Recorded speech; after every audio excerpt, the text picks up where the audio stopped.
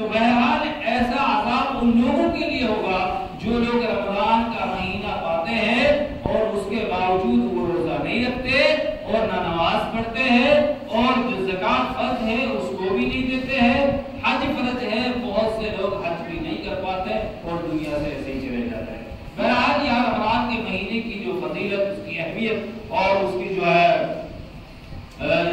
تحدید، یہ وعید کے بارے میں بتایا جا رہا ہے۔ تو بہرحال وہی چیزیں اللہ تعالیٰ ارشاد فرماتا ہے اولئک الذین اشتروا الضلالۃ بالہدی والعذاب بالمغفرۃ فما اصبرهم علی النار۔ ایسے لوگ جو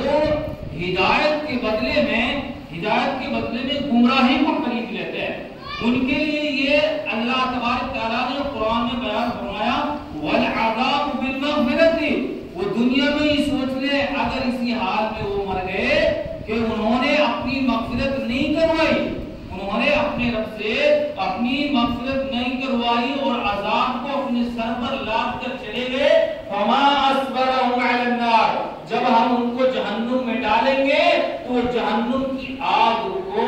پر جو ہے صبر نہیں کر پائیں گے، اتنی تکلیف دہ جہنم کی آگ ہوگی۔ اس روایت میں بتایا جاتا ہے کہ اس کے اوپر سے پتھر ڈالا گیا، یعنی جس طرح بچے جنگل میں چلے جاتے ہیں، کنویں میں جو ہے پتھر ڈالتے ہیں، وہ ڈب جیسی جو اس میں پانی میں لگتا ہے، پتہ چلتا ہے اس میں ٹک گیا، تو اس میں ڈالا گیا کسی چیز کو، تو 70 سال میں جا کے بھی اس کے پیدے میں یہ اس کی گہرائی میں جا کر وہ پتھر یا وزن پہنچا۔ تو سمجھ لیجئے کہ جس کی لمبائی یعنی جس کی نچائی یا گہرائی 70 سال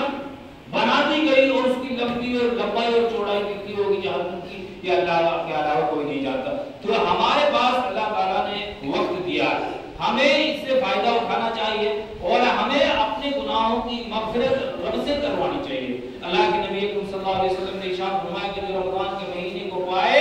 یا والدین کو اپنی زندگی میں پائے اور نبی صلی اللہ علیہ وسلم کے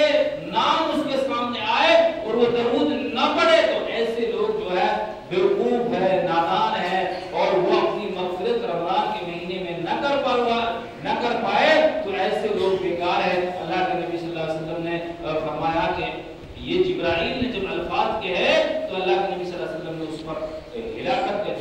ہلاکت پر آمین کہا۔ اللہ کے نبی صلی اللہ علیہ وسلم ایک سیڑھی پر چڑھے اور صحابہ کرام بیٹھے ہوئے تھے تو آپ صلی اللہ علیہ وسلم نے آمین کہا، دوسری پر چڑھے تو آمین کہا، تیسری پر چڑھے تو آمین کہا۔ اللہ کے نبی صلی اللہ علیہ وسلم نے صحابہ سے پوچھا، یعنی صحابہ نے اللہ کے نبی صلی اللہ علیہ وسلم سے پوچھا یا نبی اللہ، ہم نے کبھی آپ کو دیکھا نہیں کہ آپ سیڑھی پر چڑھ رہے ہو اور آپ نے کبھی آمین کہا ہو۔ اس نے اللہ کے نبی صلی اللہ علیہ وسلم فرمایا کہ میرے پاس جبرائیل تھا، وہ کہہ رہا تھا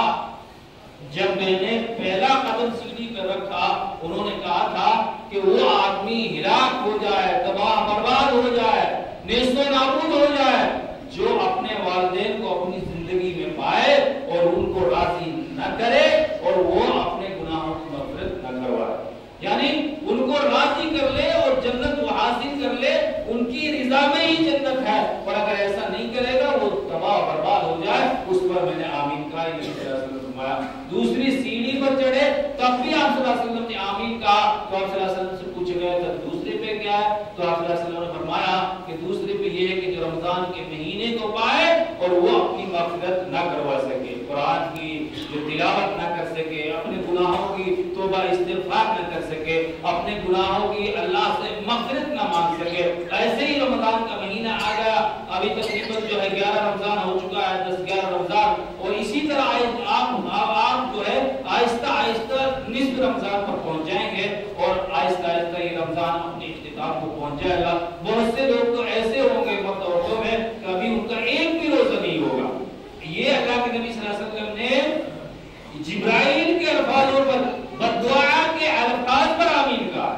ایسا آدمی تباہ برباد ہو جائے، ہلاک ہو جائے، نیست و نابود ہو جائے جو رمضان کے مہینے کو پائے اور وہ رمضان کے مہینے کی فضیلت سے استفادہ حاصل نہ کرے، اپنی رب سے اور مغفرت نہ کروا سکے، وہ ہلاک اور تباہ برباد ہو جائے۔ تیسری سیڑھی پر آپ صلی اللہ علیہ وسلم چڑھے تو آپ صلی اللہ علیہ وسلم نے پھر آمین کہا۔ اس کے بارے میں صحابہ نے آپ سے عرض کیا یا نبی اللہ تیسری سیڑھی پر آپ چڑھے تو آپ نے آمین کہا، اس کے بارے میں کیا ہے؟ آپ صلی اللہ علیہ وسلم نے فرمایا کہ جب نبی صلی اللہ علیہ وسلم میرا نام جب آئے کہیں پر ذکر کیا جائے، یعنی نبی کا نام جب کہیں پر ذکر کیا جائے اور اس پر سننے